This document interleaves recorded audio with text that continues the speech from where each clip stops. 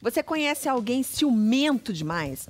Mas aquele ciúmes assim que dói. Doentio. Ixi, eu conheço, hein? Você conhece, Ci? Conheço. Você tá boa? Sim, tô ótima. Mas as pessoas que você conhece que têm um ciúmes assim exagerado, são pessoas que têm motivo para ter esses ciúmes ou não? Não necessariamente.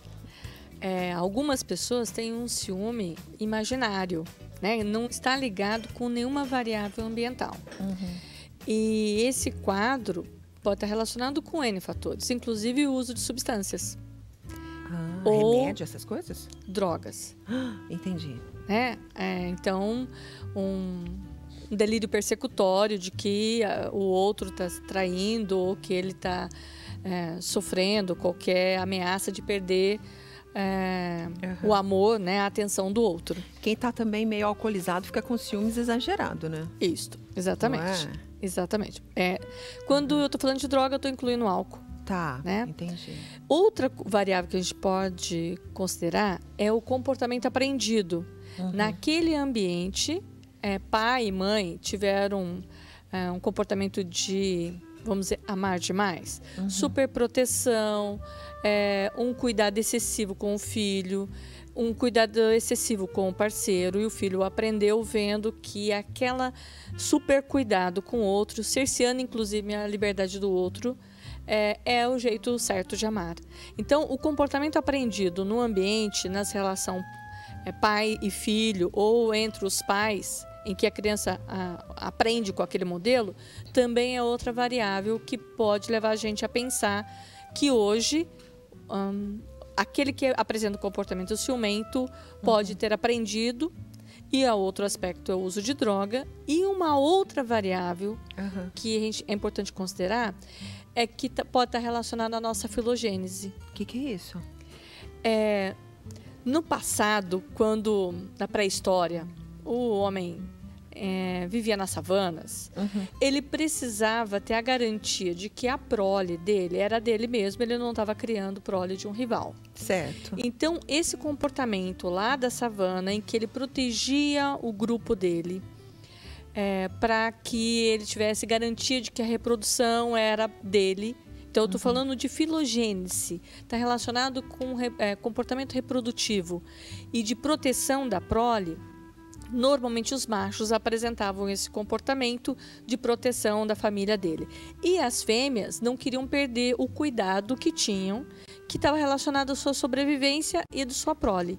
Então, esse comportamento inato, que está relacionado à nossa filogênese, pode também favorecer em alguns indivíduos a apresentar-se de forma um pouco exacerbada. Então, existe o normal, que está relacionado com o comportamento de proteção da família, que está ligado à filogênese. Tem o comportamento aprendido com os nossos modelos familiares, né? Que está relacionado com a ontogênese, é uma outra variável, e tem um aspecto cultural.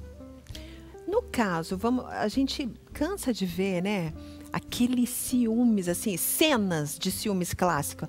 Por exemplo, vamos colocar assim, a mulher não fez nada, levando em consideração que ela não fez nada, e o marido do nada explode. Você está olhando para aquele cara, e que é isso? E começa aquela travar aquela briga. Tá se arrumando para quem? Tá se arrumando para quem?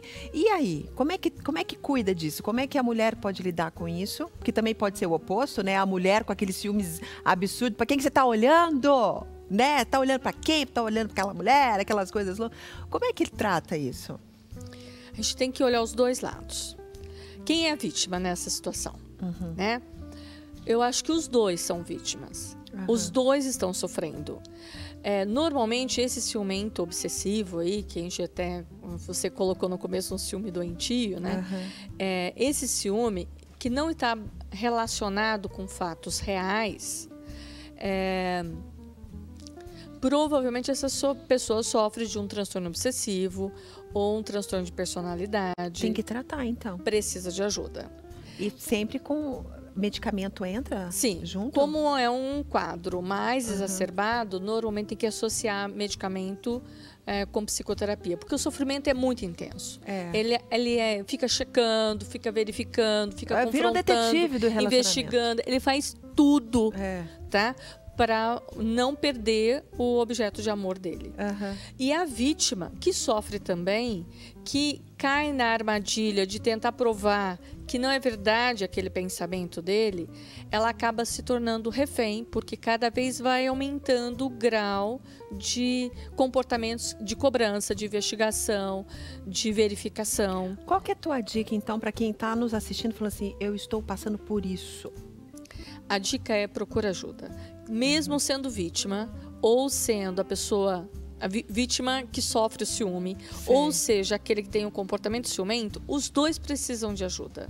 Cada um tipo diferente de ajuda. Certo. A vítima que sofre o ciúme, a psicoterapia pode ajudá-la a repensar. Por que ela se submete a essa ação coercitiva? Né? Qual é a função de ficar naquela relação que é tão obsessiva?